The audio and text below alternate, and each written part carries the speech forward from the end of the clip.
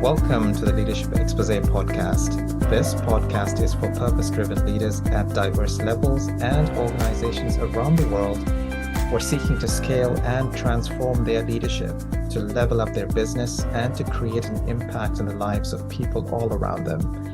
Business and boardroom topics, trends, innovation, transformation, and the intersection with leadership is the focus.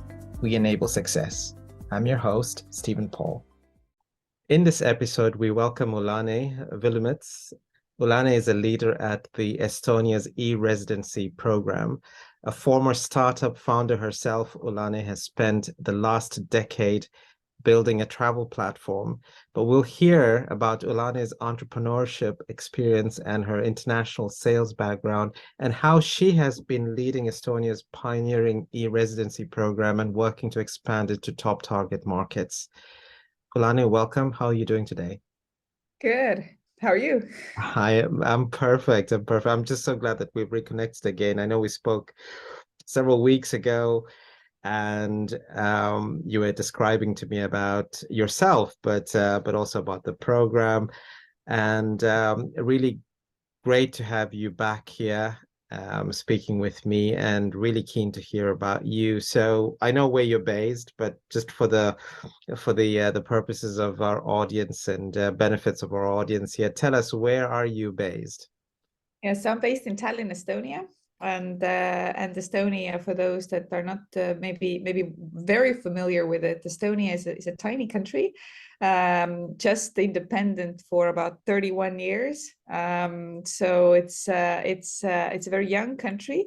It's a country where a lot of things happen very quickly, and where it's possible to do things that maybe are not possible in some larger countries. So I'm very happy to be working for the government in a country where government can actually move quicker than in some places in the world. And you know what, Ülane, I can vouch for Tallinn and for Estonia because I've been there. The Baltics is I've been to a couple of countries there, Latvia and Estonia. And I can definitely say these are beautiful countries to visit. But it's also quite interesting that you mentioned about you working for the government. But before we actually delve into that, keen to hear about you. I mean, like, you're an entrepreneurial leader in your own right. Tell us a little bit about your personal and professional journey, the kind of the intersection behind it. Where did it all begin? So I actually my background from my earlier years is actually from HR. I was doing recruiting, training, developing salespeople for years and years in real estate, in direct sales. So that was where I started from, and then moved on to entrepreneurship in 2010, when I started with a good friend of mine developing a hobby project into an actual company. So we had been both big travelers. By today, I think I've been to more than 50 countries in the world. So have my children, by the way. my 6-year-old has been to 30 countries. So we started taking this like passion for travel and building a couple of services out of that. So in Estonia, in the Baltics, we hosted incoming travelers to kind of like unique and friendly day trips to places where normal tourists would never go. So like, instead of just showing the beautiful places, we also took them to something that was like off the ordinary, like an old flooded quarry on the territory of a prison, places like that where where as a traveler you wouldn't even know about this, like you wouldn't know this exists. So we took over the years like tens of thousands of people on different day trips and tours in Estonia, Latvia, and Lithuania.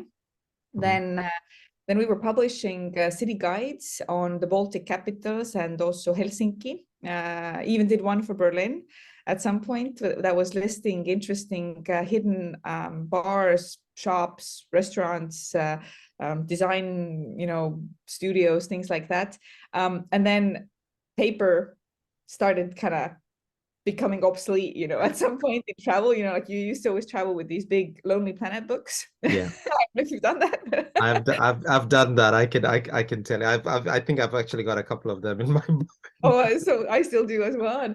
And so like it started kind of like becoming obsolete, and roaming got really cheap. And so we took that same idea that we had done with our paper guides, and we started building a travel platform called Like a Local, which was what you'd consider like a startup, right? So we won a few competitions, we got some financing, we raised like €500,000 from Estonian and foreign investors, and we built a platform where locals and travelers could interact and find out, like, you know, what is recommended by somebody who's a local in a place. And yeah, so we grew that until we had about 500,000 monthly visits to the website, which was good. But then at some point we kind of burned out ourselves as well. So yeah, we had to make a decision on what to continue with, and then also COVID came. But if there's one industry where it really hasn't like recovered quite as high as it has been in 2019, then that's definitely travel. So I still have shares in the few companies that I was involved with. One of them does one-way transfers in Central Europe, so taking people from one place to another with sightseeing stops on the way, called Side Trip Tours. But this is more at the moment more like a hobby rather than my full-time activity. Yeah, yeah. You know, Lana, it's just refreshing to hear about not only the starting of the company, but also the countries that you've visited and how you've actually enabled other visitors to have an experience, right? Yeah, I think this is one of my passions. Like even Yeah. today, if I meet somebody who says that they're coming to Estonia, then I'm literally willing to like take them around myself, you know, to drag them to some places that they would otherwise not find. So it's just kind of a, I don't know, very, very big passion of mine. Yeah, yeah. So I'm curious now. So is there one, or maybe you already mentioned this, but one thing that nobody knows about you in your journey as a leader? One thing that nobody knows about me. Mm. I actually honestly think that I'm actually like a really I'm probably not a good leader in that sense, that Mhm. I have no um, I have no creativity to figure things out myself that didn't exist before.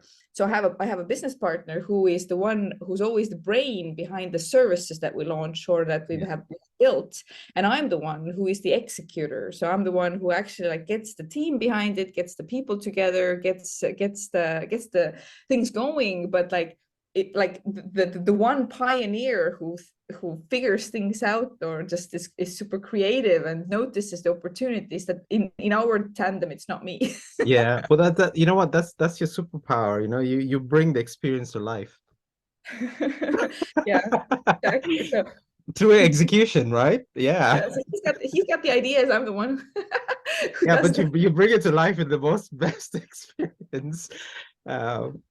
Okay, no, wonderful. No, I'm really glad to hear how you just described that, but also from a listener's perspective and from everyday people who are looking to travel and so forth. So that's really amazing. So you mentioned previously at the start, and we introduced about the e-residency program that you are leading, and you've got a team obviously and so forth. But keen to hear about how you're growing your network of partners and how you're raising awareness about, you know, the Estonian business environment. So if you feel free to share any collateral if you'd like, and let's talk to it. How did it all start, and where you're at in that journey of the e-residency program? And what exactly is it all about? What is it? Let's talk about what is it. Yeah. Let me share. Well, actually, I can't share because I don't Oh, have the wait, right. hang on. I will. There we go. You can share it now. So just a quick maybe slide here, if you can see it. Awesome. Yeah, I can see it. Yeah, go for it. So the Estonian e-residency program is for me personally, it's like a very good extension of what I've been doing until now. So like I've been in a business of selling Estonia as a travel destination, but like a place where you can discover something interesting that you haven't seen before. And now moving on to promoting my country or sharing about my country, the things that it's unique for in the business world, which is being a very digital country. It's something that has always like it's mind-boggling how countries that are huge and you consider them so much more advanced than your own, but they get surprised about things that are very natural or have been around forever in Estonia. So in 2003, for example, I was working in the United States, and when I was describing them the way Estonians declare their taxes every year, which just happened, by the way, it was the tax season just happened in March. Most of us have our tax declarations for the last year pre-filled because government has such good connections to all the private services databases. So like you would have your revenues in there already. You would have most of the deductions in there already, like things that you have spent on education, your mortgage interest, your pension funds, your education costs for your children, things like that. Most of it is pre-filled. Some of us have to add some things, such as income from shares in various companies or other investments. So it's all pre-filled, and for about 90% of the population, it takes 3 clicks to go next, approve, and your whole tax season is finished for last year. Yeah. So when I was describing that in 2003 to Americans, they were just like, what? It could never happen, and fast forward 20 years, I mean, it still hasn't happened in many countries that you do your taxes this way. So Estonia started this already in the 90s. Tax office was our first public service that went completely online like that. But we started it in the 90s knowingly that we're going to build a country where you don't have an army of civil servants who lift papers from one pile to another, but we will have a very agile and digital public sector. So we've been successful at that. We have 99% of our public services online. You might wonder what the 1% is. Yeah. Yes. What is the 1%? Exactly. Well, it's not possible to get married online yet or divorce. So these are the 2 only things that Estonians cannot do online.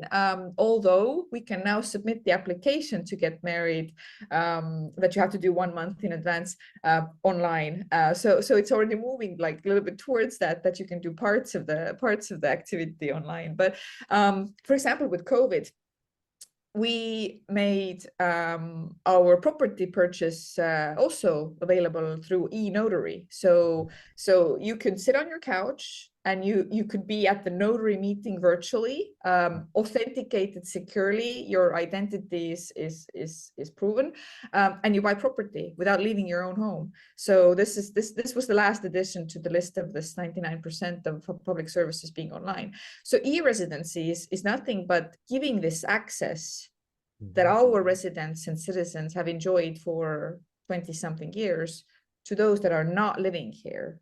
So e-residency card is simply a digital login, except for it's not just the username and a password. It's something that is the highest security level on world scene as well. Definitely in the European Union eIDAS framework, which is the framework for electronic signatures. So it's something that is secure.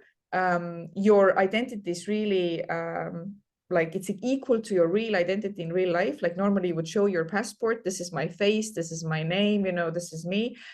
Is as secure. So e-residents are able to take advantage of what Estonia has built by logging into mainly our business services, because like you wouldn't have your health records here, you wouldn't have your child's grades in our e-school system if you don't live here. But what you can do with this is that you can actually log in and establish a company in Estonia.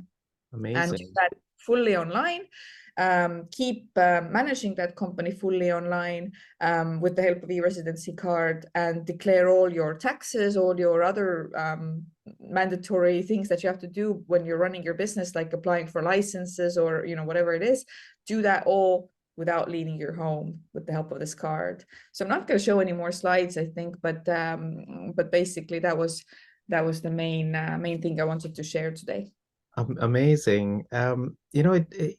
Ülane, it just sounds so futuristic.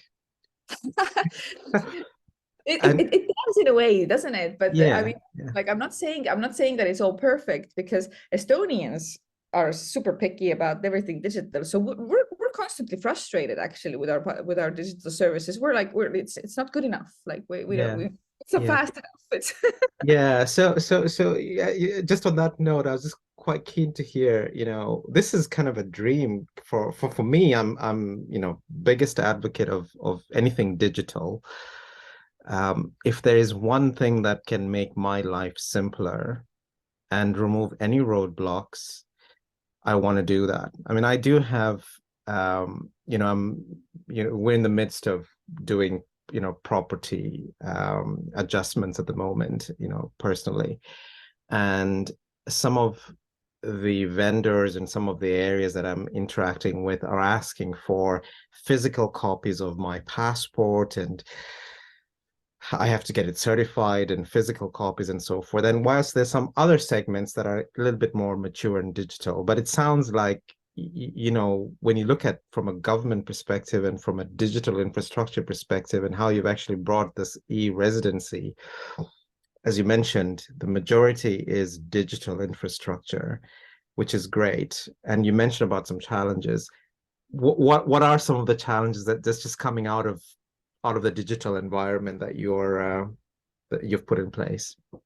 Well, first of all, what I have to say, like, one thing we did really right already in the 90s is the architecture, how we built it up. The main obstacle in creating a fully digital state is that people are afraid that if there's one like central database, then if that gets attacked or something happens, then that's it's a major threat, because it's all in one place, right? And what Estonia did is instead build a series of databases that interact with each other. So it's like a once only principle. When I have a child, I name my child in the population registry, and I say that, okay, this is their personal code. They are now a person, right? And the services that need this information will pull this in through X road, which is the highway between the databases, so to speak.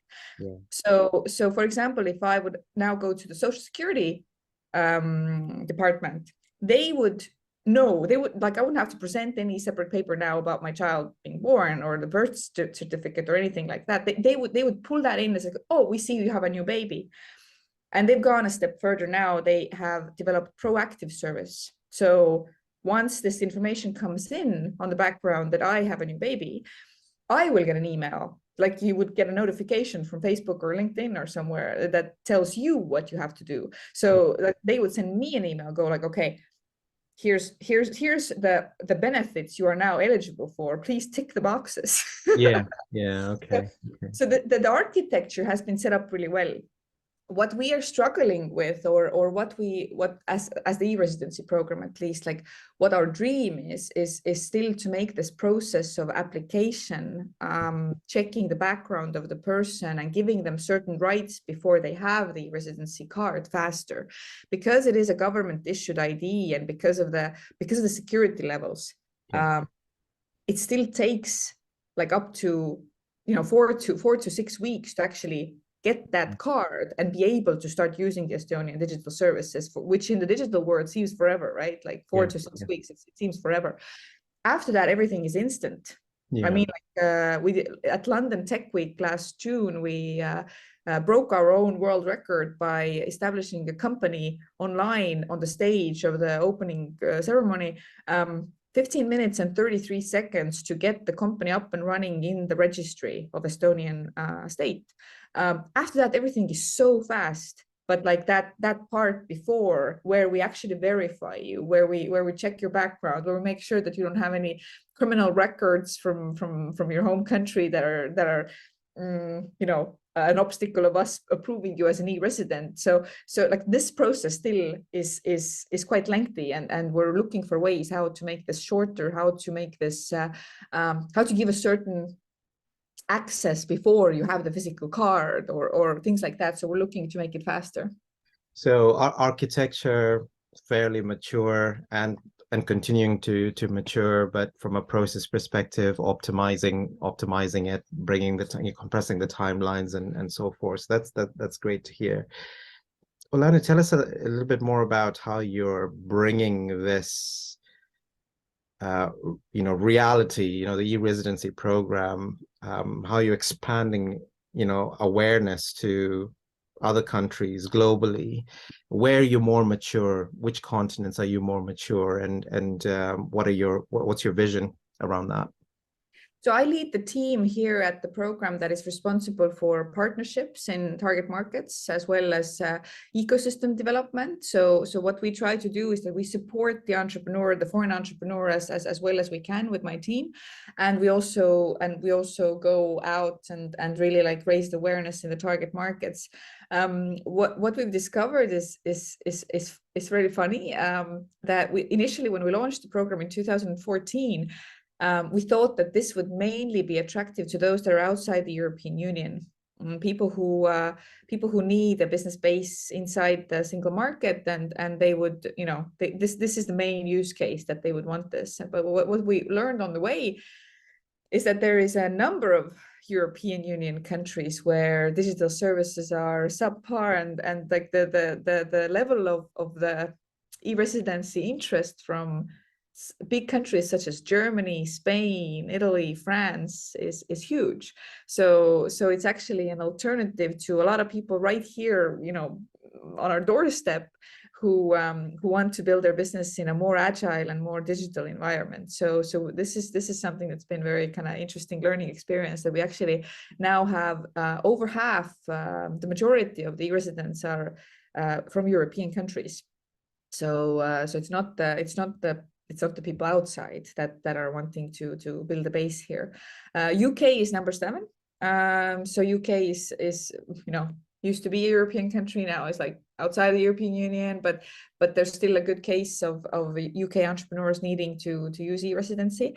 What we do is that we have a lot of events that we do in target markets, but also partnerships where we look for players that actually in one way or the other already facilitate entrepreneurs finding the better jurisdiction or better tax environment, or better place to build their business, such as, for example, tech startups.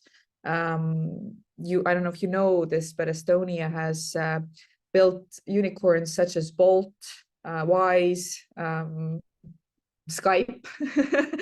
We don't consider that a startup anymore, right? But so it's for a lot of company owners, this is a place where to come and build your business. And for example, VC funds, different other institutions, accelerator programs, they see Estonia as a good place where to tell their applicants to go and set up in, because how easy things are here. Later, when you have to raise funds, or when you have to give stock options to your employees or team members, it's hassle-free in Estonia. Whereas, in some countries you receive for every transaction you receive a package of 800 pages on paper from the notary. So this is kind of so we look for these players in the market that already facilitate entrepreneurs deciding where to set up and try to create these partnerships. Yeah, so you mentioned some great things there about the ecosystem and obviously bridging some of the infrastructure that you've got with some of these partner companies or partner businesses, and you've already alluded to a lot of this, but from your view, thinking about e-residency, and if I'm a business leader or a partner looking to grow my business in Europe or let's say, considering Estonia or wanting to consider Estonia, what types of conversation should these leaders be having within their companies in light of setting up and so forth? So if you think about like, you know, Europe, let's say like the single market area, you want to sell your product and service to markets where you have the biggest, you know, product market fit, or where you have the biggest market per se. So like the typical countries you'd want to, you know, go to would still be the ones that have the biggest populations, or that have the biggest amount of customers in one language, one cultural room, right? Estonia is not a market. Please do not think of expanding your business to Estonia as a as a market, because we are 1.3 million people here. It's not a market. It's a test group for a lot of services. But the thing is that because it's European Union, because it's one kind of coherent legal framework in a way, you don't have to be established always in the exact same country where your customers are located. So I suggest that Estonia could be the place where you could set up the quickest, where it's easiest to get things going, to test your product market fit within the European Union, thanks to the fact that you don't like have high cost in later, like, you know, deciding to go elsewhere. So it's just a really good entry point to consider. Yeah. Yeah. Go on. So for example, like for UK entrepreneurs, the ones that I've talked to a lot recently, what they're experiencing like post Brexit is that, let's say you are like I have this one e-resident company owner who is doing research projects on different crime categories, and he does a lot of research that is funded by European Commission. Now post Brexit, he is evaluated worse in those tenders, forbidding to do a project because of data protection issues, because of, you know, like you're not in the same sort of like there might be further divergence with the UK in the future, so it's considered a risk to work with a company that is registered in the UK. So like having a base inside the EU is very important in certain sectors. It's the same with e-commerce, because the way the goods are moving, the way they have to pay customs taxes, the way you can move them around and ship them, there's a lot of obstacles. So like you might want to reconsider how you built your company. I talked to a jewelry seller that has a factory in Italy, his legal entities in the UK, but he sells both to the UK and to European Union. So now to source his products from Italy, technically the UK entity buys them, they cross the border twice. To sell them back to European Union customer, they cross the border twice, there's 2 times of tax. So you have to think of like, how do I restructure my business in a way that this European Union single market part is efficient, low cost for me, and the UK part is efficient and low cost for me. So this is this kind of this is what I help. And you've summarized it very well. I mean, like in essence, the crux of your model is access, and you know, making, you know, cross borders borderless. You know, from a digital standpoint perspective, which means you've guessed one of our slogans: borderless business. There we go. These are some of my favorite words these days, you know, because we are evolving as an ecosystem in different dimensions, and now is the time to be thinking even more borderless. You know, we're talking about artificial intelligence and so forth at this point, you know. So I'm glad that you actually gave some great examples for people, businesses, and leaders who need to be thinking about how they can get access and enable their products or their business to grow through e-residency program that provides that infrastructure Yeah, so that was just a great example. And you mentioned about different industries and different sectors, which makes it more applicable to pretty much everyone. If I may suggest one more quite like unique use case is where founders of a company are from different countries themselves. You know, like True. today, Yeah. like a lot of people are creating companies where, you know, the programmer is in one country, the CTO or the programmer, and then like the business brain is in the other one. And it's unimaginable how hard it is to start a business together when different citizenships, different residencies get together, and you have to decide now, like where do you set up.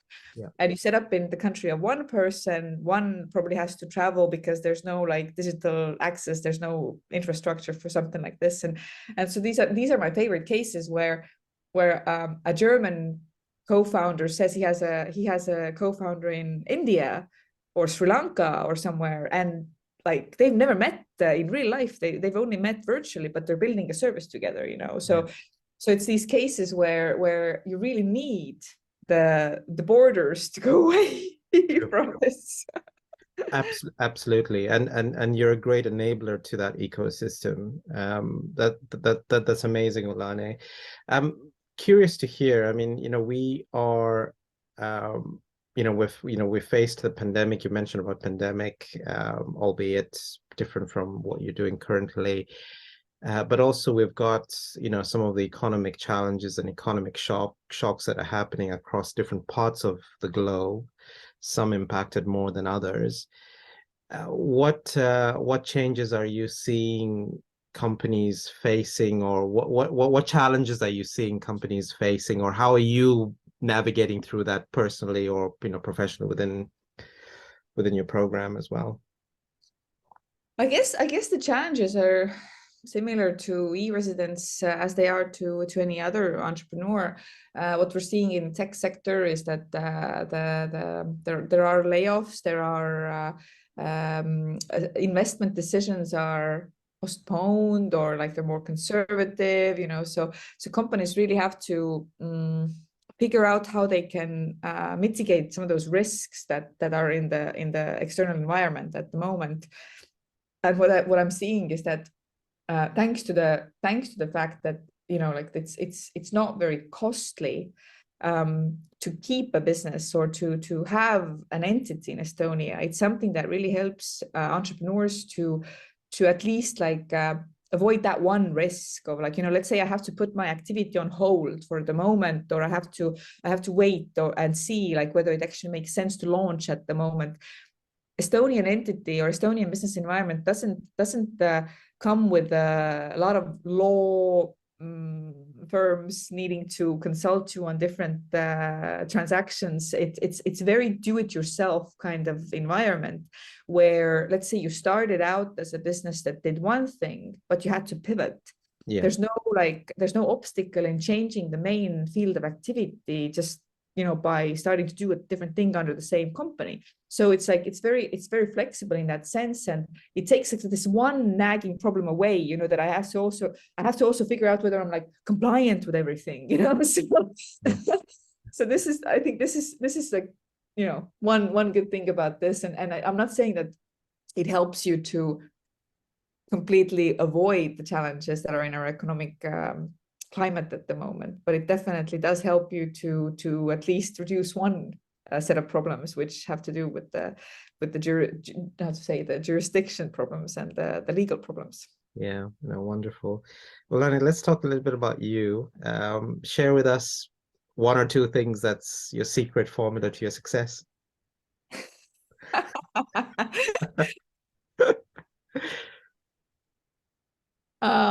I just get really wired up about things that I do. So I think, I guess if you would ask people around me, then that would be the one thing that they bring out. I have never done anything in my life where I don't fully believe in what I'm doing. Whether it's how much I've thought sales experience contributes to your, you know, your discipline, your personal skills from my past, being a recruiter for sales jobs, to building my own company, to now promoting my country. It's like I've never been in a field where I don't believe in what I'm doing. As a hobby, I teach at 2 private universities in Estonia. I teach entrepreneurship students and human resource students, and I get so excited, so passionate about young people nowadays, and like what they, you know, how a lot of my students, they work and they study at the same time, and they really, you know, and I'm so excited about like going there and meeting them, because they teach something to me, they share their experiences, I respect them for how they can manage their lives. So it's like I've never done anything that I don't fully believe in. Amazing, amazing. And continuing on that theme, what does a day in the life of Ülane look like, morning to evening? Ooh, so 1 hour of fighting with 2 5 and 6-year-old to get them to preschool. Yeah, in the mornings, yeah. It looks like wrestling. I don't know if you tried to wrestle an alligator, you know, like It's a very nice. pin them down, like, you know, put clothes on them, get their, you know, teeth brushed. That's my youngest one. But so it's very challenging mornings. Usual work day, but the work day is filled with international and global contacts, which is amazing. Like I get to meet people like you, who I've never maybe met in real life, but who I get to speak to, who I get to learn from. So it's really nice.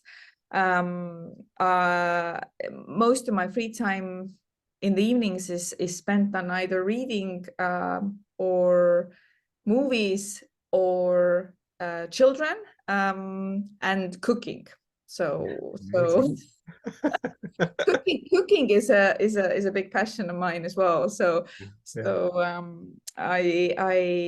I am considered somebody whose house you can always come to, and I can fix you up a 3-course meal from just the things that I have in my closet. So you're welcome to stop by if you ever come to Estonia. We can have a international dinner with lots of wine. Absolutely, Ülane, and thank you very much for the invitation. I'd love to break bread with you, and the invitation goes both ways as well.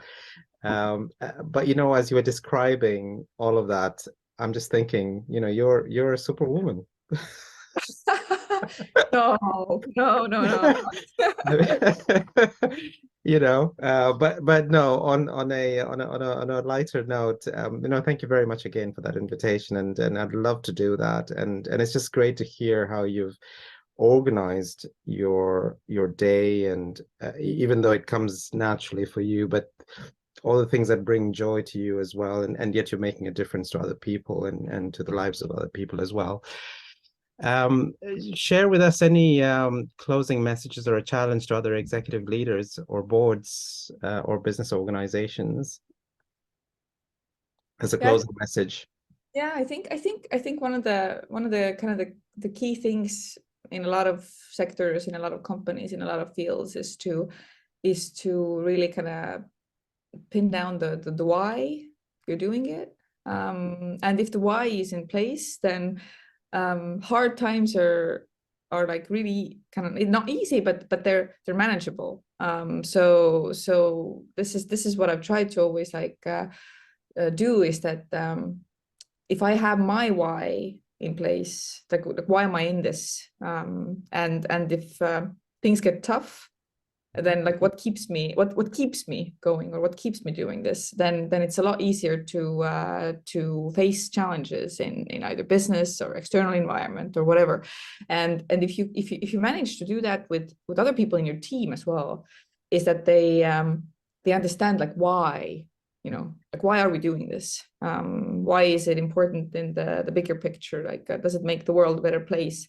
And it's sometimes it's really hard, because like your company or your business might be doing something very trivial, right? Like, you know, something that is just a kind of an everyday necessity, and trying to figure out how to be proud of that, that goal, or that mission that you're doing. I think that's really important. Yeah, it's absolutely, and starting with that why and really delving into it,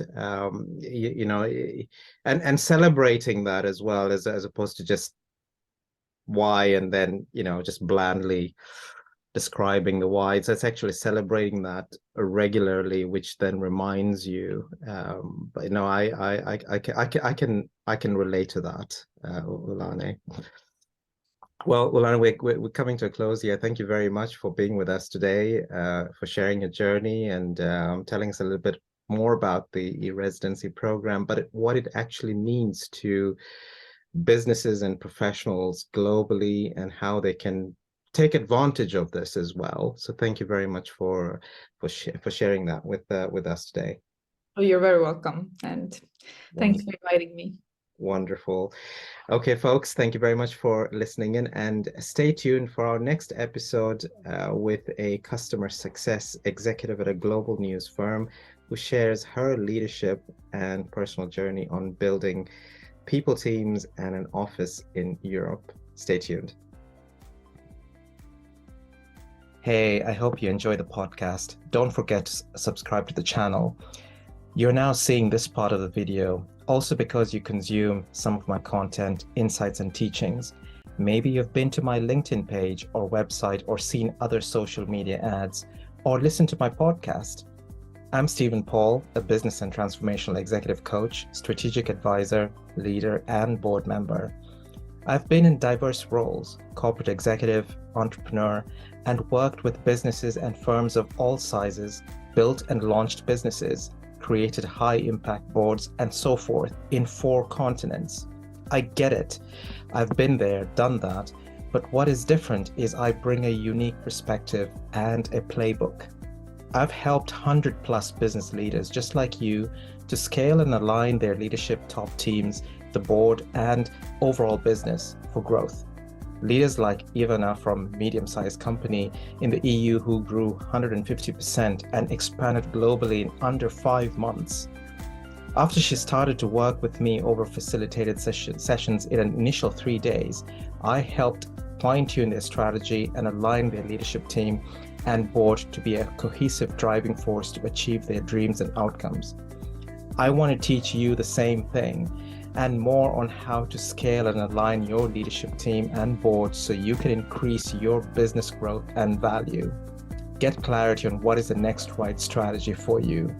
There are multiple ways we can work with you. Number 1, click the link for a free, non-obligatory 60-minute initial strategic session. Let's get a feel for your dreams, your vision, your challenges, and let me convert that into a route map for you where we can co-develop and co-pilot. Number 2, enroll in an innovative and intuitive digital online course that I have created to help you transform. It's called Unshakable Resilience. It is the ultimate program for individuals and business leaders like you who want to be equipped at a personal and professional level to respond to any form of challenges or in crisis situations and take on opportunities with grit, resilience, and build a mindset of success. In essence, you want to be unshakable, thrive in crisis, take on opportunities in the face of adversity, and build a success mindset. So, click the link below to learn more on how I can personally help you individually and your firm to scale and align your leadership team and business and pivot in a transformational way. And for you to experience this, whatever the challenge you're facing, get in touch with me. Let's discuss, and I will share my insight rapidly to enable your transformation. Click the links below.